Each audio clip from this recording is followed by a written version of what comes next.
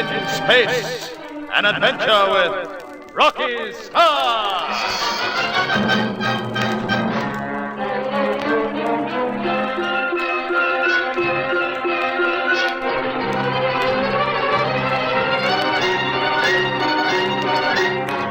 While the Taurus cruises around Saturn, anxiously searching for a rescue ship with her radar, the Streak is hidden beyond the whirling debris of the Saturnian rings. On the strange satellite to which they have been guided, Rocky, Mitch, and Di have been trying to make friends with the tripeds of the Hopati. The tripeds have expressed a desire to examine their ship, so the Streak is filled with their methane atmosphere. But when Rocky indicates that 3 may enter, the whole crowd whirls forward and swarms through the airlock. Rocky, what should we do? They mean to damage the Streak. Come on, Di. We must get to the control deck. Hey, Rocky boy, where are you? Rocky, can you hear me? Coming, Mitch. Where are you? Control deck. The ship's swarming with those things. Well, try and stop them touching anything. Rocky, they're everywhere. All right. Come on, push through, Di. Oh, those awful feeler things at the end of their limbs. Oh, they're pulling at my spacesuit. Yeah, mine too. Stop. Don't touch. Come on, Di. Keep pushing through. Stop it. They're letting me pass. Yeah, it'll be better when we get through this narrow passageway. Hey, Rocky boy, can you hear me? Are you coming? Yes, Mitch. We're coming. Have patience. Patience, and I'm getting pawed all over by those things. They're on the controls, too. Thank heavens we disconnected them. Yeah, here are the steps, Di. Come on, up you go. Oh, Rocky, the control deck's crowded with them. Force your way through. Come on. Oh, I'll try. Heave away. There you are, Di. Where's Rocky? Coming, if I can possibly get through. Rocky boy, we gotta get them out of here. I know. They'll have things smashed the way they're going. Hey, leave those controls alone. Get away. Oh, what was that? One pushed his paw through the radar screen. Rocky. We must get them away from that electrical equipment. Here, push, Mitch. Come on, use force. With pleasure. Back. Come on, back. Go ahead. Go ahead. Go, you understand. Di, you keep with us. Yes, Rocky. Back. Come on, back. Will you get back? Perhaps if we club them with our ray gun. Yeah, but if we anger them, we'll never get out. Hey, they're falling back. They're falling back. Not a sound coming from them. My ray gun, as soon as I pulled it out, the ones near me nearly fell over themselves trying to get away from it. Yeah, they've evidently seen a ray gun before. All right, put it away, Mitch. Oh, not me, Rocky boy. Look how quiet they are. We must persuade them to leave while they're quiet and receptive, Rocky. Yes, I'll try, Di. Try and understand my thoughts. You must understand. Too many here. Too many. You must go. Go away. We were asked to look at the ship. The telepathic voice. Yeah, Rocky's getting through. Shh, quiet, you two, a minute. There are too many. I said 3. 3 only to come. You did not understand. You have destroyed equipment. See how it's broken. I think they're catching on, Rocky. They're looking at that broken screen. We do not understand these things. Then you must leave. All leave. You have behaved badly. Please. Yeah, go. Scram, vamos. Rocky, look. They're leaving. Maybe we've been a bit too hard on them. They turned as soon as I said that about behaving badly. Don't kid yourself, Rocky boy. It was because I waved this ray gun at them, that's why. That's what persuaded them. Nothing of the sort. I think they have higher feelings. It did appear as if they felt shame, Rocky. Oh, shame my foot. They were just plain scared. No, Mitch, I'm sure it wasn't that. You believe what you like, Rocky boy. Hold hands with them if you want to. All 3 of them. I'd sooner put my trust in this gun. Now, Mitch, please don't use that. It's an order. Oh, but Rocky boy... Oh, stop arguing, you two. We'd better make sure they've left. Yes, right. Mitch, you search the ship. Di, close the airlock door as soon as you're sure she's empty. Okay, Rocky. Are you going to check controls, Rocky? Oh, that can wait till we can work without spacesuits, Di. I'm going to get rid of this methane atmosphere first. I'll start the equipment going.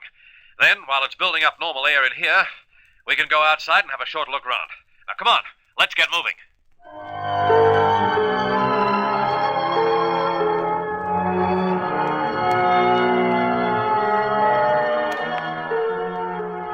While the Streak's crew take steps to bring back a normal atmosphere in their ship, the Taurus is still circling Saturn, looking for them.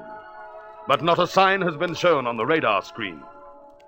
Suddenly, Ivan switches off the equipment and turns to Paul. Well, what does that mean, Ivan? Are you giving up? Oh, we've traveled over 200,000 miles and not a sign. Oh, we must have been mistaken about the ship, that's all. But, well, what else could have caused the signals we picked up that time? I don't know. But if there had been a search ship anywhere around Saturn, the radar must have picked it up. Yeah, I suppose so. But, well, you don't think we might have missed it? How could we? The radar has been scanning in all directions. We have all watched in turn.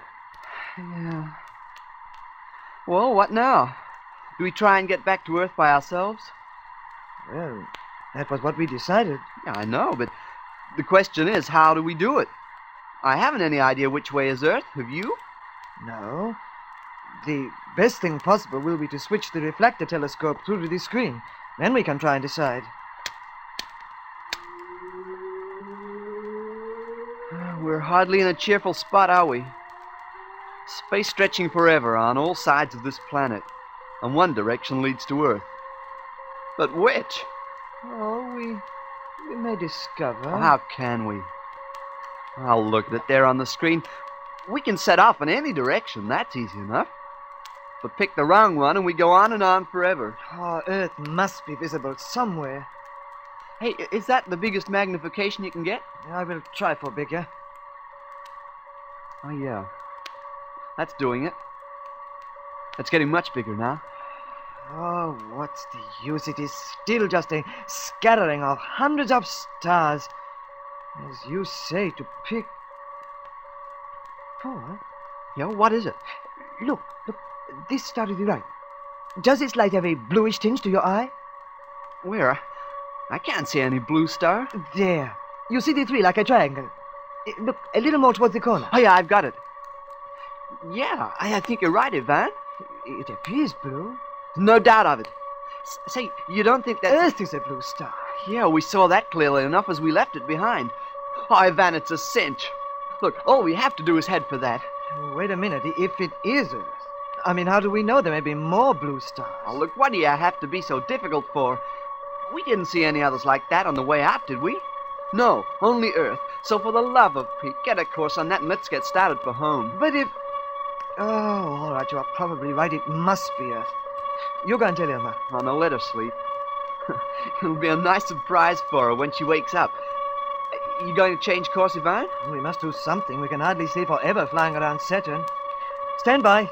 Change course now.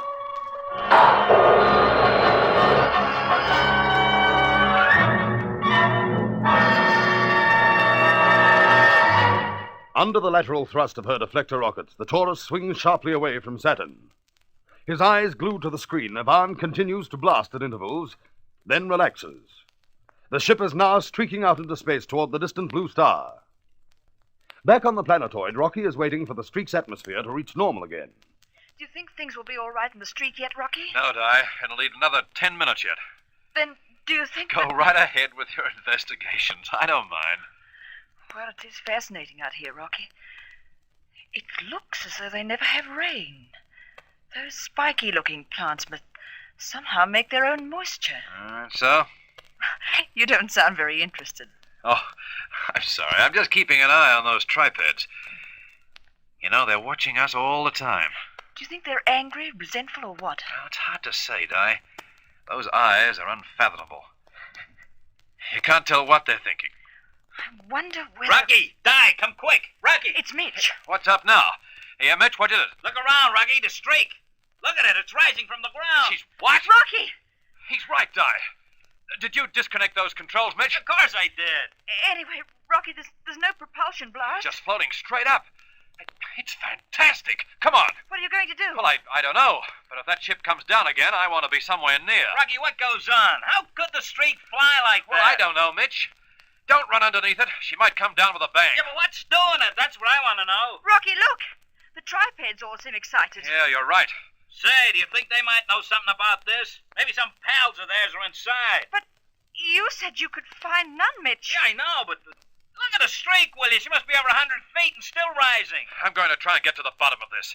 Now, quiet a minute while I try and get through to them. Listen. listen to my thoughts. Why does our ship rise? Tell me. Listen. Oh, you'll never get through, Rocky. They're too excited. Mitch, I've got to. They might wreck the streak. If it's really anything to do with them. Pay attention. Please, pay attention. The ship up there. Why does it rise? Why Rocky, look! What is it? The streak! It's coming down again! It's falling fast! Rocky, it's going to crash! The streak's going to crash!